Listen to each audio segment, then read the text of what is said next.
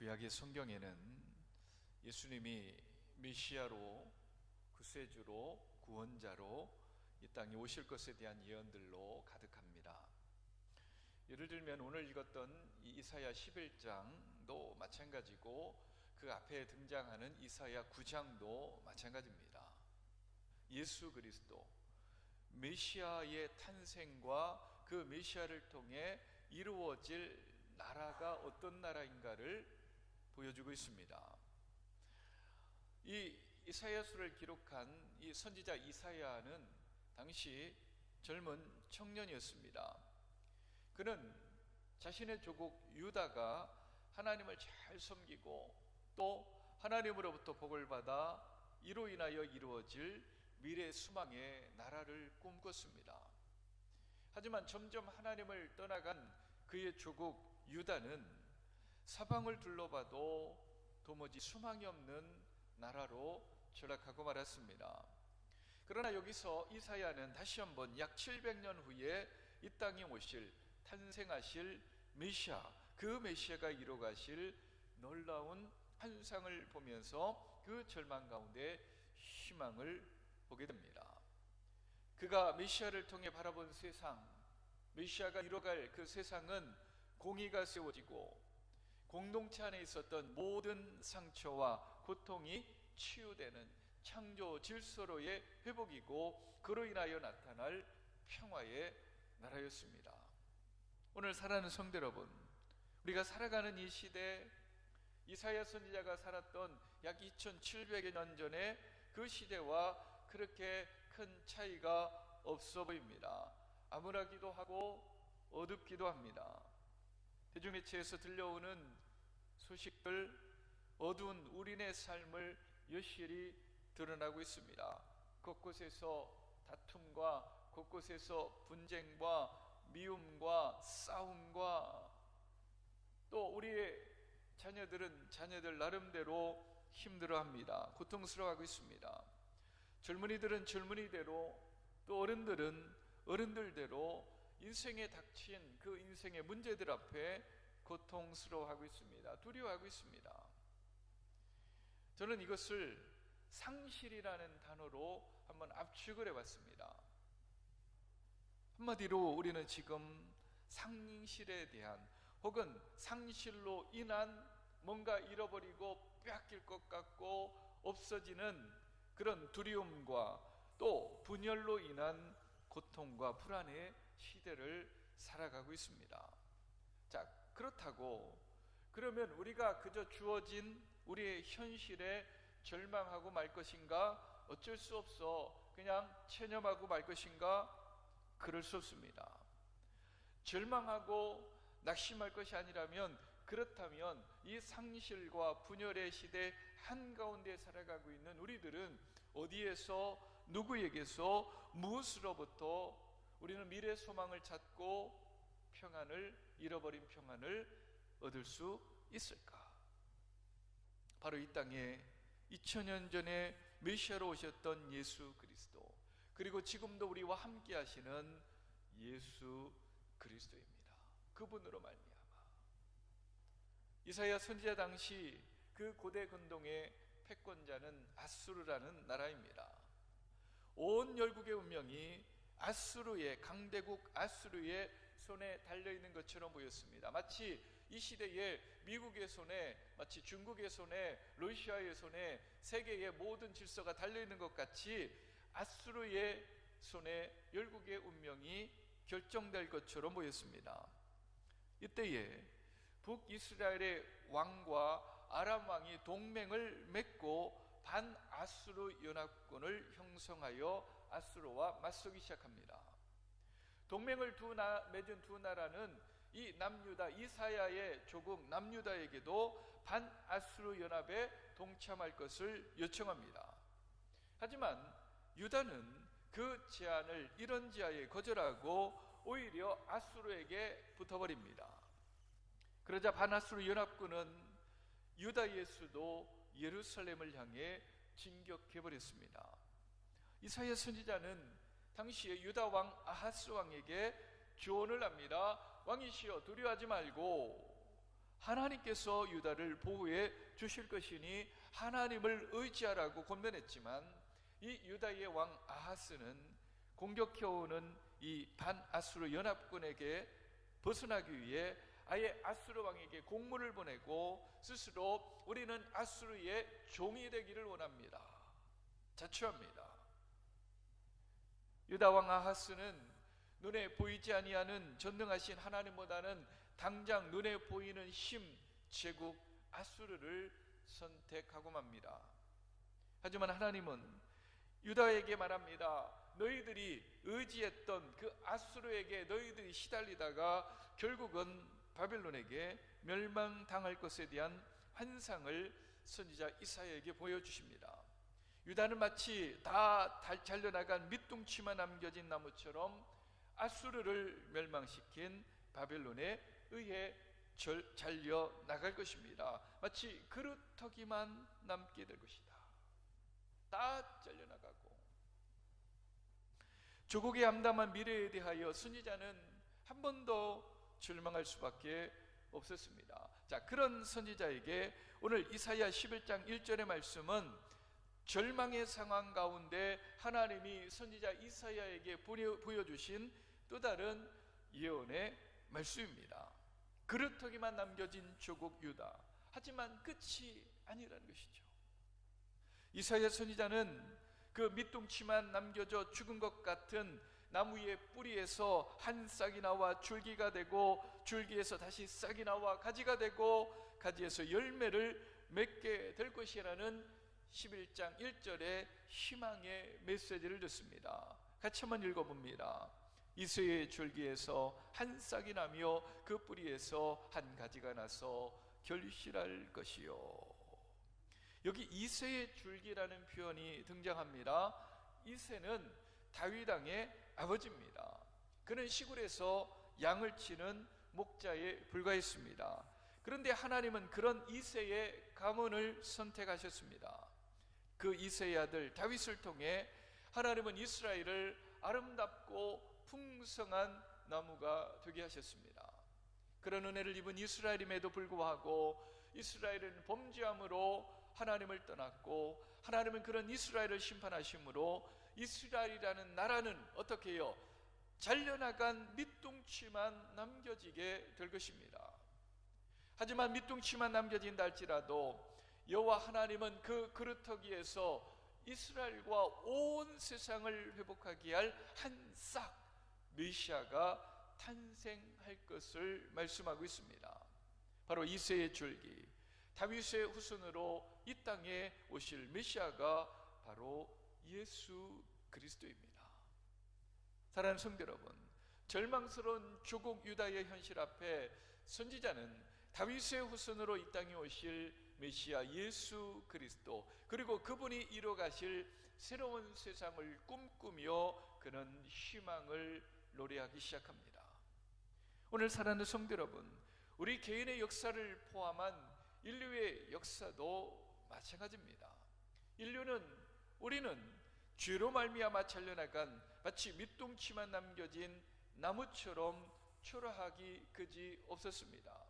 사단이 왕노릇하는 세상은 벌목으로 황폐케 된 산과도 같았습니다. 소망이 없었습니다. 그런데 그 나무 밑둥치에서 한 싹이 나오기 시작했습니다. 바로 예수 그리스도입니다. 하지만 이 땅에 예수 그리스도가 오셨지만, 메시아가 오셨지만, 구원자가 오셨지만, 사람들은 생명의 싹인 예수님을 무시했습니다. 마침내 십자가에 못 박아 죽여버렸습니다. 생명의 주를 죽였도다. 예수님은 죽음으로 모든 것이 끝난 줄 알았습니다. 그러나 하나님이 죽은 자 가운데서 예수 그리스도를 다시 살리셨습니다. 그러나 하나님이 죽은 자 가운데 그를 살리셨나니 예수님의 무덤에서 생명의 싹이, 생명의 가지가 나왔습니다. 예수 그리스도께서 죽음의 권세를 파하시고 부활하셨습니다. 그리고 그 부활의 전 열매가 되셨습니다. 오늘 사랑하는 성도 여러분, 이 사실은요 너무나 중요합니다. 오늘 우리가 이 시대를 바라볼 때 도무지 소망이 보이질 않습니다. 이리 둘러보아도 저리 둘러보아도 마치 밑둥치만 남긴 채 잘려나간 나무처럼 황량하기 그지없는 세상 한가운데 우리가 살아가고 있습니다. 그럼에도 불구하고 오늘 우리에게 희망이 있습니다. 우리는 희망을 말할 수 있습니다.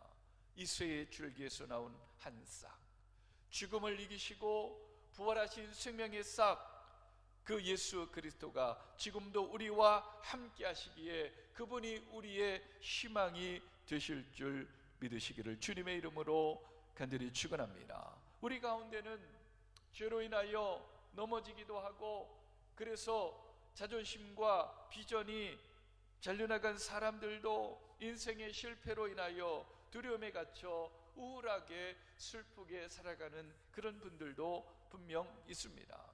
점점 나이가 들어감에 따라 내게 더 이상 새로운 가능성은 없다고 생각하는 분들도 분명 있을 것입니다. 우리는 이런저런 모양으로 상실을 경험하며 살아가고 있습니다. 어느 날 갑자기 건강을 잃기도 하고, 때로는 우리가 나이 들어가며 어떤 젊음의 상실, 어찌 보면 참 우리가 마주쳐야 할 어떤 현실 중에 하나지요. 점점 약해져가는 그런 상실을 경험해 갑니다. 하지만 사랑하는 성도 여러분, 지금 아무리 내 인생이 불난산처럼 황량하다 할지라도, 다 잘려나간 밑둥치만 남은 것 같을지라도 우리에게 참된 생명을 주시는 예수 그리스도, 그분 때문에 절망하지 않기를 주님의 이름으로 간절히 축원합니다. 다시 한번 생명의 싹 예수 그리스도를 바라보시기를 주님의 이름으로 축원합니다. 붙잡으십시오. 예수님을 희망 삼을 때에 우리는 잘려나가 뿌리만 남은 것 같은 우리의 인생이라 할지라도 그것에 새로운 생명의 싹이 날 수 있다는 것을 우리는 믿음으로 고백할 수 있어야 합니다. 우리의 자녀들 볼 때, 이 시대에 우리의 자녀들 볼 때 얼마나 답답하고 안타깝습니다. 하지만 예수 그리스도의 소망의 싹이 우리들의 자녀들 안에도 자라나고 있음을 믿으시기를 주의 이름으로 축원합니다. 예수님은 상실의 시대를 살아가고 있는 우리에게 참 소망을 주시는 우리의 구원자입니다. 여러분, 요엘 시대에, 요엘 선지자 시대에 이스라엘은 과거 이스라엘 조상들도 경험해보지 못했던 큰 재앙을 경험하게 되는데, 메뚜기 재앙을 경험하게 됩니다. 메뚜기를 통해 그들은 상실을 경험하게 됩니다. 포도나무와 무화과나무의 껍질까지 메뚜기가 다 먹어 벗겨놔 버렸습니다. 나무가 하얗게 말라버려 다음 수년에 열매를 기대하기 어려울 정도로 메뚜기 재앙은 마치 성난 사자와 같이 달려들어 이스라엘을 초토화시켜 버립니다. 이스라엘 백성들은 이 메뚜기 재앙 앞에 세 가지의 상실을 경험하게 됩니다. 먼저 당연히 소산의 상실입니다. 메뚜기 재앙으로 말미암아 밀과 보리와 같은 밭의 소산이 다 없어져 버렸어요. 농부는 부끄럽고 포도원을 가꾸는 자들은 고골하더라. 왜? 밀과 보리 때문에 보리의 이 밭의 소산이 다 없어져 버렸어요. 농사를 지어 놓았는데 메뚜기 떼가 지나가는 바람에 소득이 거의 다 사라져 버렸습니다. 가슴을 치고 통곡할 노릇입니다. 소산의 상실입니다. 두 번째로, 성전에서 여호와께 수종드는 제사장들도 큰 슬픔에 빠졌다고 성경은 기록합니다. 제사장들이 슬퍼한다. 왜?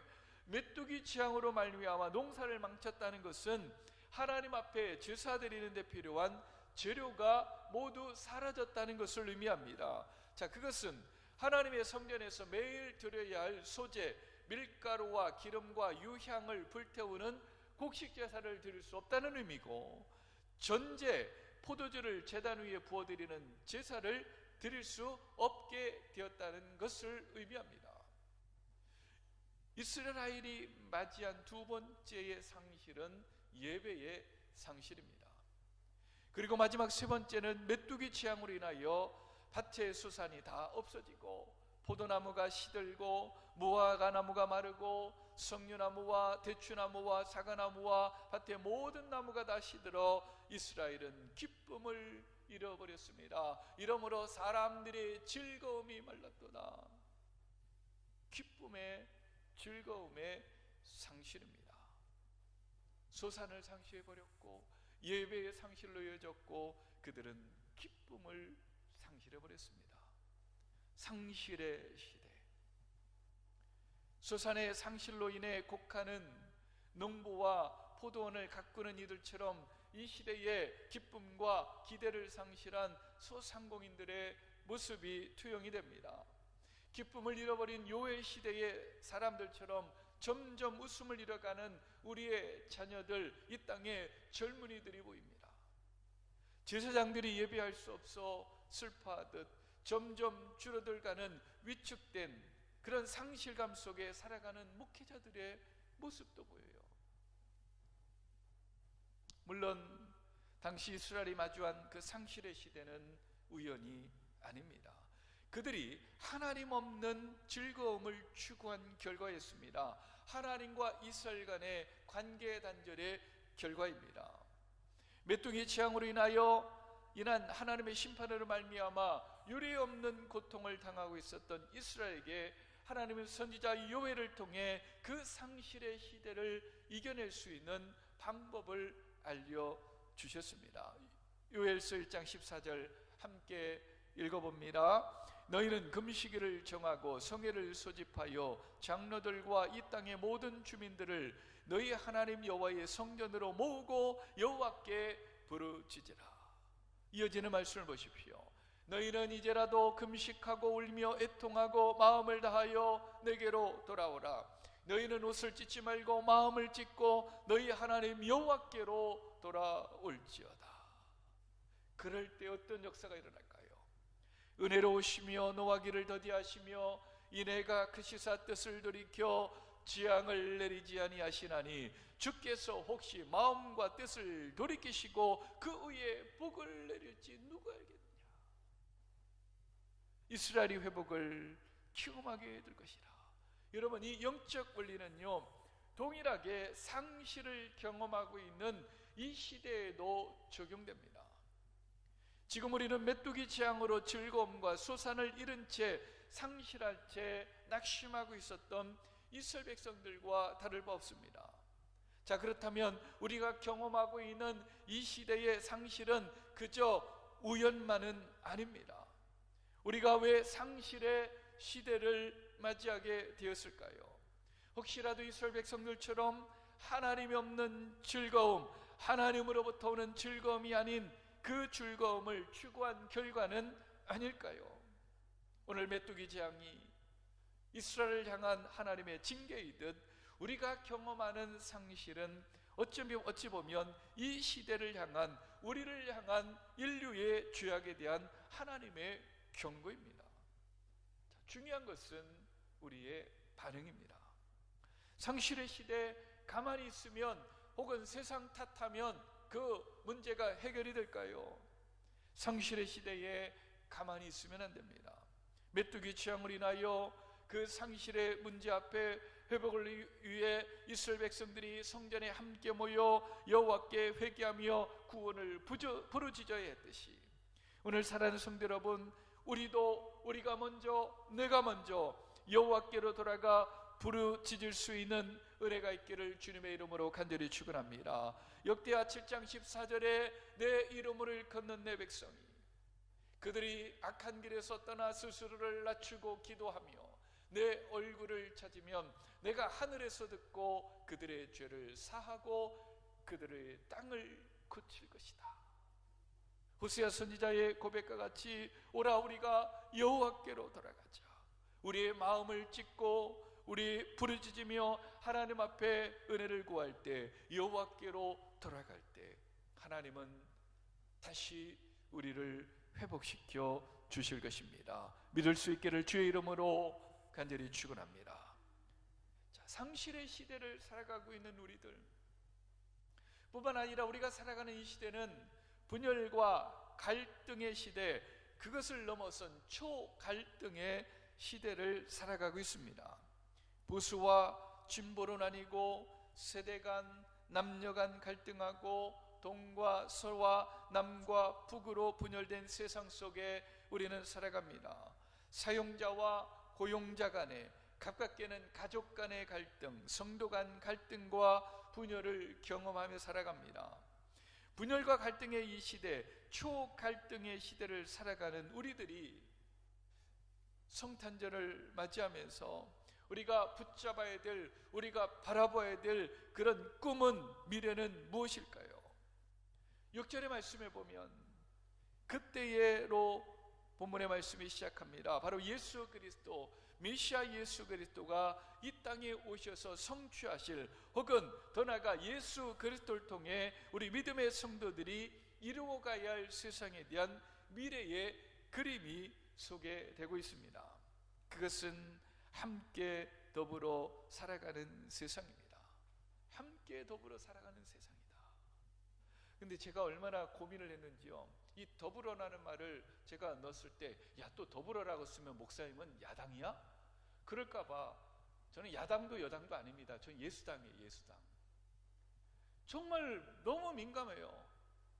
아, 또 넥타이 빨간 거 메고 왔으니 그럼 목사님이 여당인가? 저는 여당도 야당도 아니에요. 저는 그저 예수당입니다. 오해하지 마십시오. 여러분, 함께 더불어 살아가는 세상, 물론 이것이 전부만은 아닙니다. 앞서 메시아가 이 땅에 오시면 성취될 공의와 정직으로 세워질 세상에 대한 꿈이 그 앞서 기록되어 있습니다. 공의로 가난한 자를 심판하며 정직으로 세상의 겸손한 자를 판단할 것이며, 공의로 그의 허리띠를 삼으며 성실로 그의 몸의 띠를 삼아라. 여러분, 이 시대의 화두는요, 누가 뭐래도 공정해요. 이 공정에서 어긋나면 난리 납니다. 특별히 우리 젊은 세대들은요, 발끈합니다. 공의로우신 하나님께서 공의로 판단하실 것이라. 맞습니다. 하나님이 공의로 반드시 판단하실 것입니다. 하지만 우리가 공의와 정직만큼 중요한 것은, 우리가 잊지 말아야 할 것은, 우리가 포기하지 말아야 할 것은 적극적으로 성취해야 할 가치가 있습니다. 꿈이 있습니다. 그것은 함께 더불어 살아가는 것에 대한 꿈이에요. 우리는 지금 우리가 살아가는 이 시대는 자기 스스로는 공의롭게 정의롭게 살아가지 못하면서 다른 사람을 향해서는 공의와 정의의 잣대를 목턱 끝까지 들이댑니다. 내로남불하는 거지요. 그리고 마치 공의와 정의가, 공정이 세상의 모든 문제를 해결해 줄 것처럼 말하고 기대합니다. 글쎄요, 여러분, 정의롭고 공정한 세상을 부정하는 것이 아니라 우리 사회는요, 반드시 공의롭고 정의로운 사회가 되어야 합니다. 문제는 우리는 지나칠 만큼 공의와 정의를 지나치게 강조하며 언제부턴가 우리 사회는 용서와 화해를 잃어버리고 말았습니다. 마치 욕조 안에 있는 더러운 물을 버리다가 욕조 안에 있는 아기까지 던져버린 격입니다. 물론 함께 더불어 살아가기 위해서 전제 조건이 있습니다. 잘못한 사람이 있다면 그 잘못에 대한 용서를 구하는 것, 잘못한 사람은 잘못에 대한 용서를 구해야 합니다. 잘못한 사람은 자신의 잘못에 관하여 진정으로 용서를 구할 수 있어야 합니다. 하지만 어느 순간부터 우리가 살아가는 이 세상은 이와 상관없이 화해와 용서를 이야기하거나 상생과 공생을 이야기하는 순간 누군가의 적이 되는 무서운 곳이 되고 말았습니다. 용서하면 안 돼요. 그 사람과는 눈에 흙이 들어와도 함께 살 수 없다고 주장합니다. 설령 그가 잘못을 했다고 해서 또 그가 내가 잘못했습니다, 그 고백이 진실한 고백인지 따지기 시작합니다. 왜? 애초부터 용서할 마음도 없고 함께할 마음도 없기 때문입니다. 사랑하는 성도 여러분, 함께 더불어 살아가기 위해서는 공의와 정의만큼이나 화해와 용서의 가치도 중요합니다.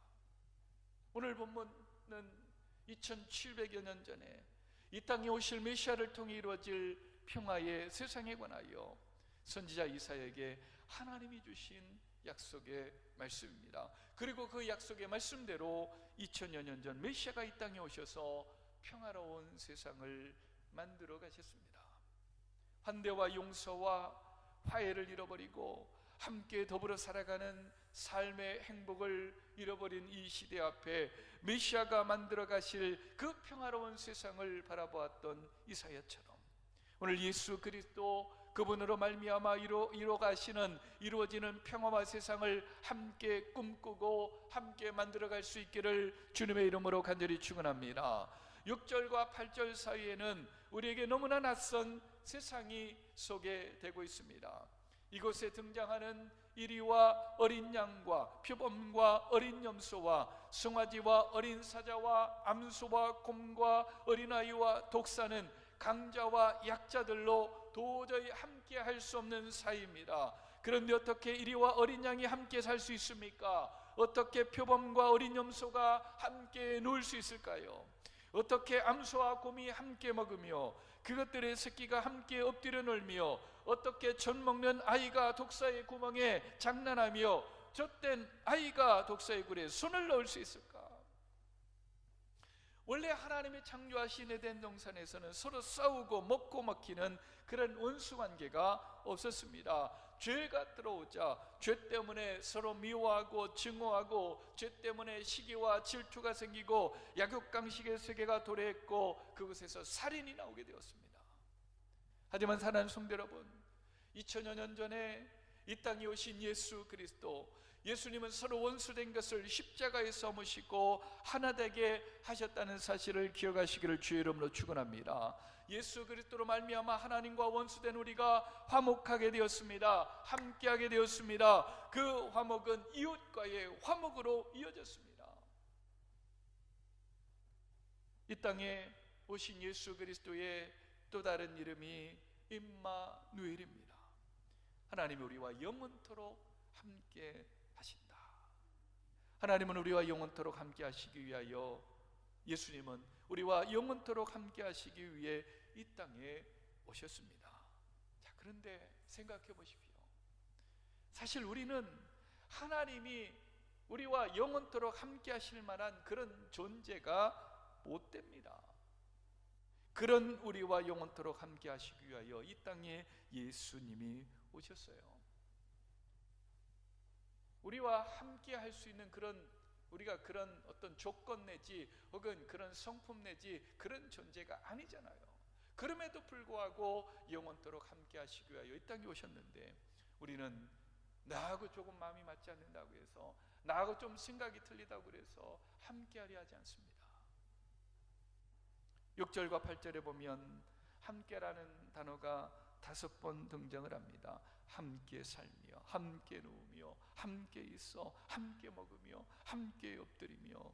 예수 안에서 이루어지는 하나님의 나라는 이처럼 함께 하나 되는 축복을 경험하는 나라입니다. 오늘 사랑하는 성도 여러분, 이 땅에 우리와 함께하기 위해 오신 예수 그리스도, 예수님은 가난한 자와 부유한 자, 남자와 여자, 많이 배운 자와 적게 배운 자, 건강한 자와 병든 자를 차별하지 않으셨습니다. 누구든 함께 하셨습니다. 서로 함께하라고 제자들에게 가르치셨습니다. 예수님의 뒤를 이어 예수님의 제자들은 예수님이 펼쳐가신 세상을 이어받아 함께하는 화해와 화평의 공동체를 세워갔습니다. 그 중심에 교회가 있어요. 교회는 어떤 것일까? 예수 그리스도를 머리로 하여 화해와 화평의 공동체가 교회입니다. 교회는 예수님이 시작하셨고 성취하신 그 화해와 공존의 꿈을 이어받아 수천 년의 역사 가운데 존재했습니다. 물론 탐욕과 이기심에 미혹되어 분열에 앞장서기도 하고 십자군 전쟁과 같이 그리스도의 이름으로 폭력을 행하기도 하고 서구 열강의 어떤 앞잡이 역할을 하기도 했습니다. 그런 어리석음과 어두움의 시대도 있었습니다.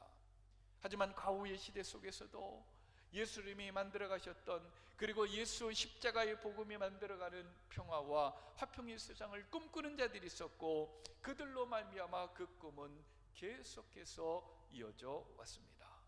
오늘 사랑하는 성도 여러분, 여호와를 경외하고 타자를 사랑하는 나라, 이미 임한 그 하나님의 나라를 보여주는 것이 바로 교회입니다. 성도의 삶입니다. 내 거룩한 산 모든 것에서 해됨도 없고 상함도 없을 것이라. 메시아가 다스리시는 나라는 모든 것에서 상함도 없고 해함도 없고 아픔의 그림자도 없는 완전한 평화의 나라인 줄 믿습니다. 그리고 그 메시아 예수 그리스도가 열어놓으신 그 세상은 우리가 또한 계속해서 만들어가야 할 세상의 모습이기도 합니다. 사랑하는 성도 여러분, 이 땅에 우리와 함께하기 위하여 인간의 몸을 입고 오신 예수님의 성탄의 의미를 우리가 되새기며 왜 그분이 이 땅에 오셨는가를 다시 떠올리며 부부가 함께, 가정이 함께, 성도들이 함께, 마음과 생각이 달라도 함께, 지역과 피부가 달라도 함께 할 수 있는 그런 삶, 함께함으로 화평과 평화로운 세상을 만들어가는 그 꿈을 절대로 포기하지 않기를 주님의 이름으로 간절히 축원합니다. 그러려면요, 우리 안에 물지 않는 사자가 많아져야 합니다. 사자는 사자인데 물지를 않아요. 호랑이는 호랑이인데 무섭지가 않아요. 독사인데 독이 없어요. 목회자들이, 장로님들이, 우리 권사님들이, 우리 직분자들이 여러분 호랑이처럼 무서우면 안 되겠지요. 그 입의 말이 독사의 독을 담은 것처럼 그러면 안 되겠지요. 우리 안에 한 사람도, 무서운 호랑이도, 입에 독을 품은 독사도 없기를 주님의 이름으로 간절히 축원합니다. 우리 교회가 사자나 호랑이가 어린 양과 함께 뒹굴 수 있는 그런 교회가 되기를 또한 주의 이름으로 간절히 축원합니다. 여러분의 가정도, 저의 가정도, 우리의 가정도 그렇게 되기를 소망합니다. 우리 민족, 우리 조국 대한민국도 그렇게 되기를 소망합니다. 여러분 가정에서 아버지가 호랑이 같고 엄마가 독을 품은 독사 같은데 자녀가 함께 할 수 있을까요? 우리의 가정이든 그것이 교회든 우리가 살아가는 우리 민족이든 그 어느 것이든 분열과 갈등이 아니라 예수 그리스도로 말미암아 화해와 용서의 역사가 일어나는 것, 차이는 있을지언정 차별하지 않고 함께 더불어 살아가는 것이 될 수 있기를 주님의 이름으로 간절히 축원합니다. 바로 2024년 성탄절을 맞이하면서 우리가 꾸는 꿈과 도전이요, 2000여 년 전 예수 그리스도가 이 땅에 오신 목적입니다. 기도하겠습니다. 하나님 아버지, 너무나 나라가 혼란스럽습니다. 사람들이 분노하고 미워하고 평안을 잃어버렸습니다. 하나님, 다시 한번 예수 그리스도가 이 땅에 오심들을 기억하며 예수 그리스도로 말미암아 복음으로 만들어가는 세상이 어떤 세상인지 함께 더불어 살아가는 그 세상의 꿈을 먼저 우리 가정이, 우리 교회 공동체가, 우리 민족 가운데 이루어지게 하옵소서. 이로 인하여 누군가가 눈물을 흘리고 이것 때문에 무릎 꿇게 하시고 먼저 손을 내밀게 하시고 하나님 상생의 기쁨과 화평의 은혜들을 누리며 살아갈 수 있는 하나님 긍휼을 이 민족 위에 덧입혀 주옵소서. 우리 구주 예수 그리스도의 이름으로 감사하며 기도하옵나이다. 아멘. 찬송가 84장 부르시면서 준비하신 예물 드립니다.